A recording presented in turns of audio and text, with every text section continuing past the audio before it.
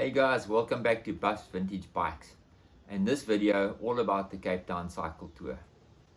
So it's the largest individually timed cycle event in the world, and it happens here in South Africa in Cape Town every year. The event is normally always held on the second Sunday in March every year. And this year is going to be the 45th time that the event is held. Started in 1978. To date, I think there is only 2 riders who have done all 44 of the events. I know of one that's going to be doing the 45th event as well, which is a pretty awesome achievement. The race was previously known as the Argus Cycle Tour because it was sponsored by the Argus newspaper in Cape Town. But in recent years, it's become known as the Cape Town Cycle Tour. Old habits die hard, however, and a lot of the old cyclists will always refer to it as the Argus Cycle Tour.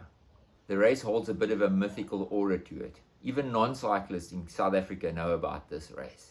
And it's one of those events where you'll be standing around a braai or a barbecue on a Sunday evening with mates, or a Saturday evening having a couple of drinks, and you'll be talking about your top 10 place in the Tour de France or your top 10 place in the Absa Cape Epic. And the first question they'll ask you is, so what was your time on the Cape Town Cycle Tour? And it's all about numbers. So 2 big numbers in this race is Club 21, for individuals or riders who have done 21 cycle tours. And this year I'll be going for my 20th. It's been cancelled once, that was 2017 through gale force winds that came through the Cape. That was blowing guys off their bikes at the start line. It was pretty epic. That event never started, even though I was there on the start line. We ended up eating muffins and drinking coffee in the morning instead. So that never counted. So this year I'm lining up for number 20. Next year it's going to be 21. If you belong to Club 21, you can buy yourself a nice souvenir jersey, a 21 tour jersey, and then you can also buy other loyalty jerseys. So I think there's a 10-year, there's a 30-year, and there's a 40-year jersey as well, all different colors as well. And the other big number in this race is sub 3, and sub 3 refers to the time taken to complete the race. The tricky part of riding a sub 3 on this event is the fact that it's very difficult to ride a negative split in the race. The biggest climbs in the race only come after the halfway mark. So that means you need to go through halfway with an average speed of around 38 to 39 kilometers an hour, because you're almost guaranteed to lose time on the 2 biggest climbs. There's actually 3, Little Chappies, Chapman's Peak Drive, and then Suikerbossie as well. So you need to factor that into account. And where many guys get it wrong is they'll go through the halfway on 36.3 or 37 k's an hour average. They'll think they got it in the bag, and they'll just miss it on the line because they're not riding negative splits on it. Another interesting fact about this race is that every single rider that lines up on that line is seeded according to their ability. So during the course of the race, you have seeding events in South Africa, normally century rides as well, which you can do and which are timed. And that goes into a national database, and they work out an index as to how good you are or how poor you ride. And then that determines what your start group is going to be at the tour. So when you line up on Sunday morning, you're normally in batches of 250 riders. Later batches are obviously more, the slower riders, but the racing batches are around 250 riders, and it starts with your elites and your pro riders, obviously. So your riding a sub 3 on the event is very much determined about which group you are in. So your top amateur racing groups start at number 1, and they go down the alphabet. And I think it's 1A to E, and then you go 2A to E as well. So at the end of the 5 number 1 to A racing groups, any groups that start after that, 2A, B, C, and D, and I'm starting 2B, if you look at years gone by and you can go and look at the race times, very few of those groups are actually able to ride a sub 3. And your time for the event is very much dependent on your group time. So if you're lucky enough to get a couple of ringers in your group, guys that are going to put the hammer down nice and early, guys that are prepared to work together, don't sit on wheels all day. You're very fortunate you can ride a fast time. And the beginning of the race, there's 2 climbs that come quite early. The one is Edinburgh Drive, other known as Wynberg Hill. Very short, very steep. Catches you early in the ride on cold legs. If you don't make it up there with your front bunch in your group, goodbye sub 3. The second one is Smitswinkel, comes at 50 k's. If you don't go over Smitswinkel with the front of your bunch, goodbye sub 3, because after Smithswinkel it gets fast, like really fast, 50-60 k's an hour kind of stuff. You want to be in a bunch when you can hook that, because you can make a good time over there. So 109 kilometers in a sub 3, you got to pedal your bike. I think it works out at an average speed of about 36.3 k's an hour. Now, to a pro rider, obviously that's not a problem. To wannabe pro riders, that's a problem. You need to do a lot of training, especially if you're working a normal 8-hour day, and then you're trying to fit your training shifts in between onto that.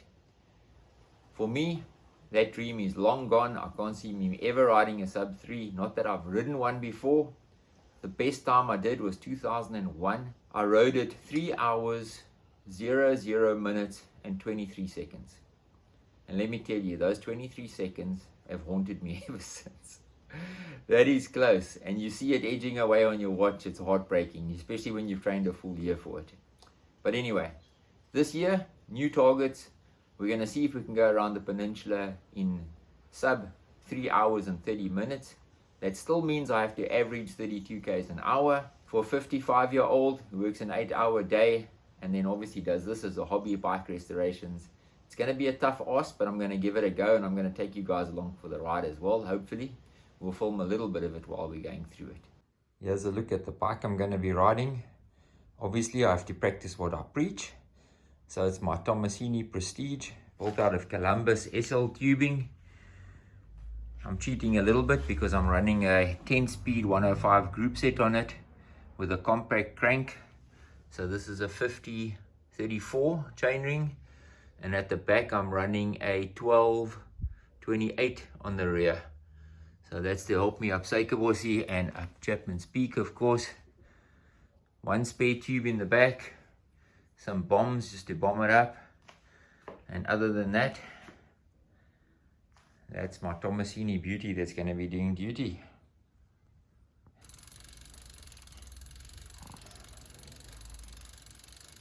So let's have a look at this route around the Cape Peninsula.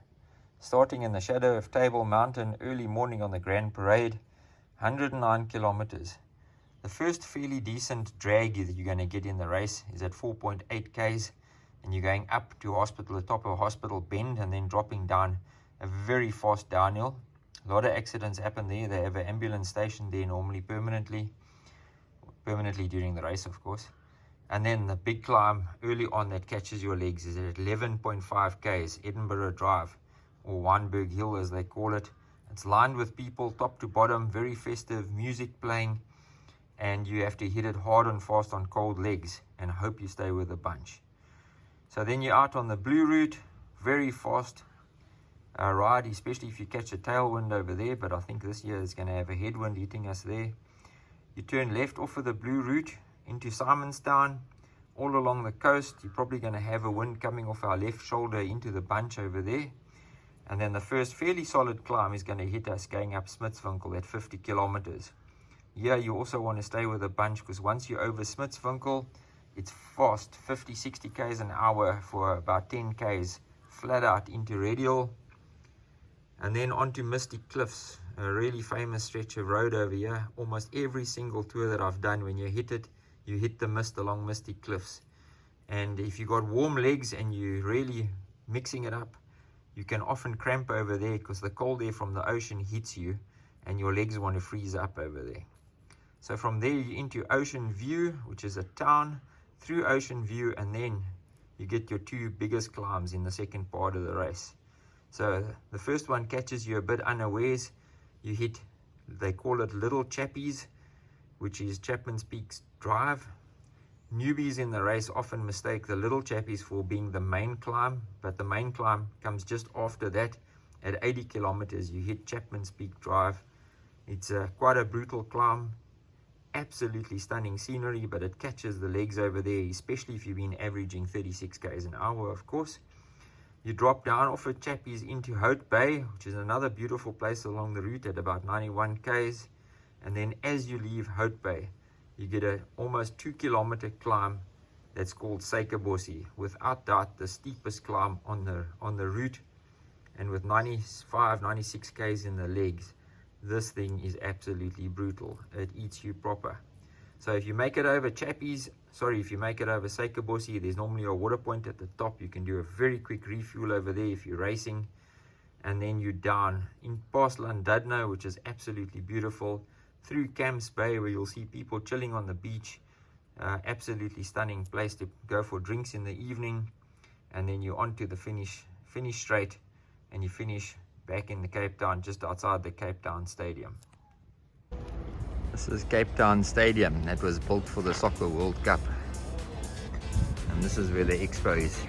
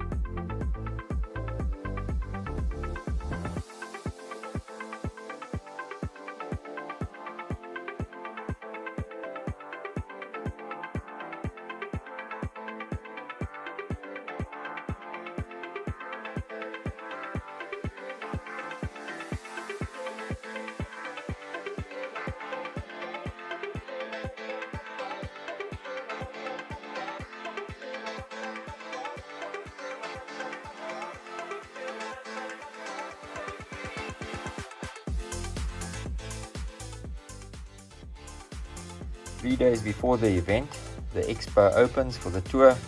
It's at the Cape Town Stadium. You can go register or get your race number over there. You can walk around all the exhibits, maybe do some bike shopping, some part shopping, or last minute clothing shopping if you want to. Make sure your meal prep is up to point. Get a massage if you need to. They normally have some goodies to eat and to drink there as well. It's always good to walk around and have a look at the latest and greatest products. Do some window shopping. Gets you in the vibe for the whole event as well. This is the Cape Town waterfront. Table Mountain looming large. Local seabirds. Traditional lunch at T4.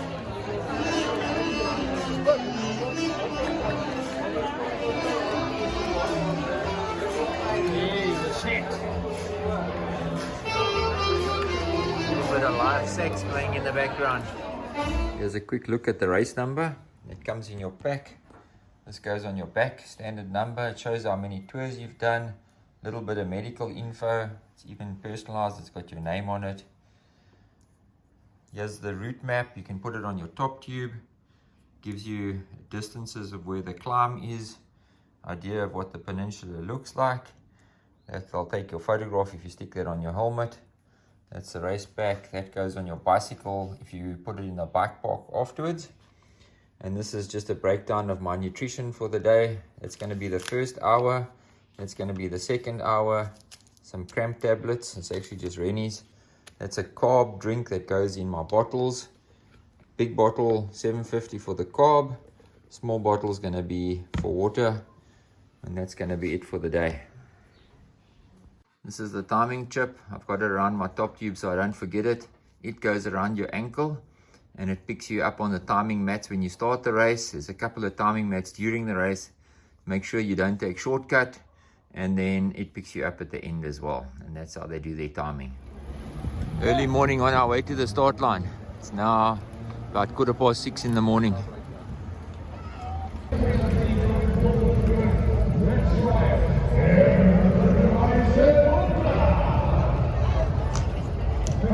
So first group's away very soon. Actually they're away already. They leave in the dark.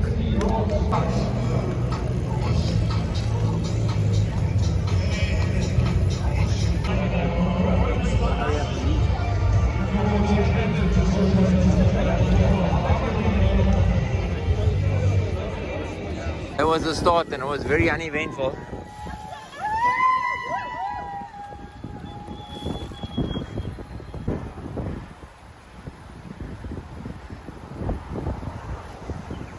Going down to Hospital Bend now.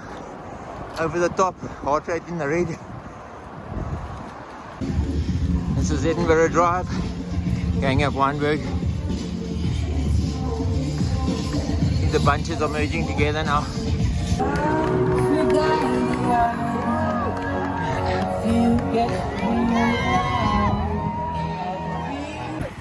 That's Weinberg done.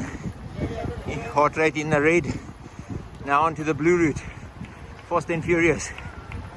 Onto the blue route. Fast and furious.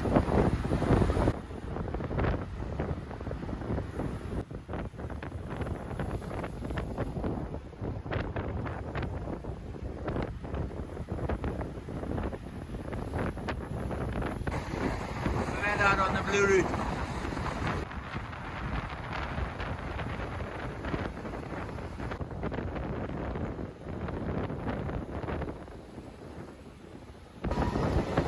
Going through the town of Fishhook now.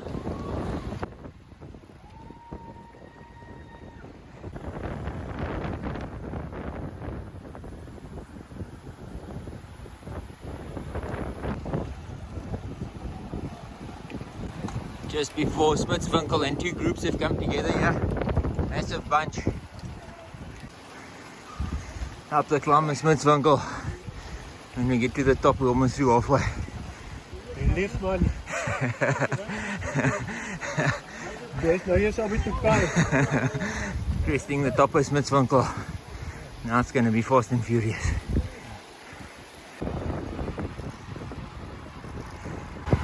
I've latched onto this tandem and we're blowing it.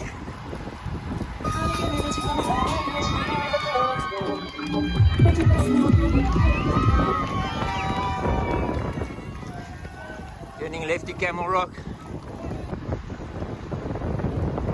This is Misty Cliffs again. Bunches are absolutely shattered. Through Ocean View, turning left onto Little Chappies. I'll catch them on the wind behind now.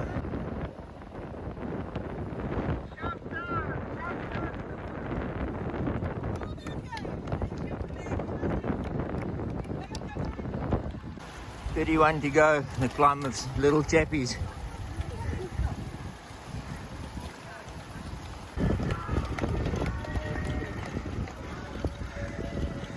That's Noordhoek Beach. Still climbing Little Chappies. You can feel that eggs now starting to bite.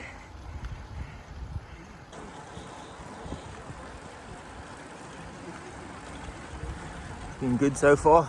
I think we're about 3:30 on time. There or thereabouts. Onto the iconic Chapman's Peak Drive. Beautiful day, a bit windy, but otherwise awesome weather.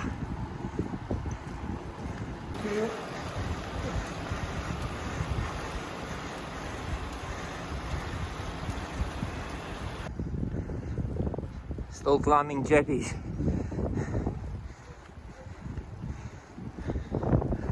How's that view, guys? Come to South Africa and do this race. It's awesome.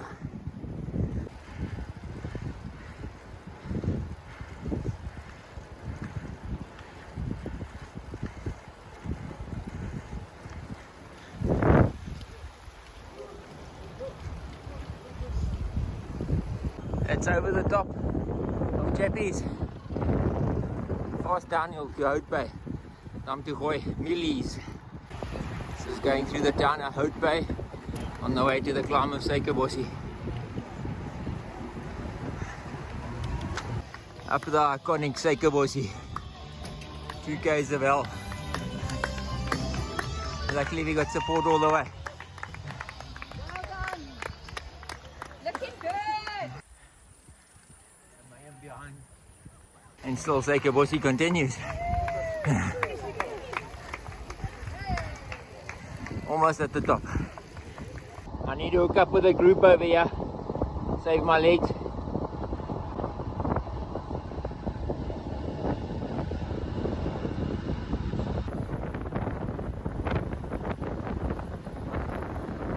Chasing that group. About 4 k's to go. Flat out through Sea Point.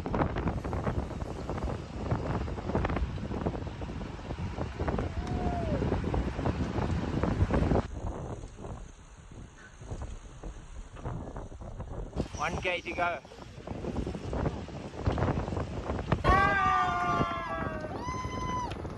So you've done it. Well done. Good job, each and every one of you. It's a PB as a big telecom comes streaming through.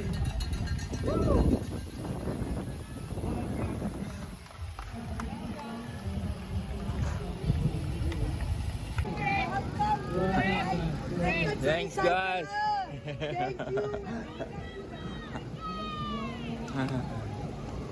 Yes, now for a nice cold refreshment.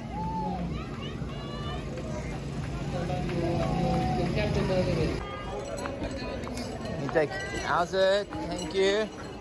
Put it on here. But will it fit over? Yes, Lekker. it does. Thank you. Thanks, guys. There we go. This is all the medals.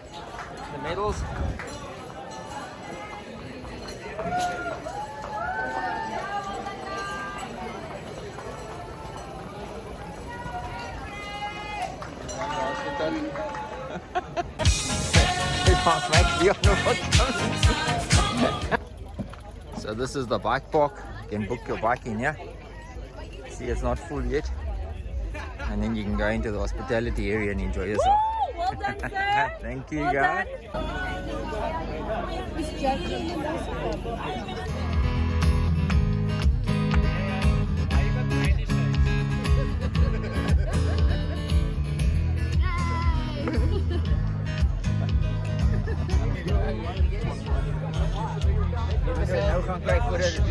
There's a letter on the bill.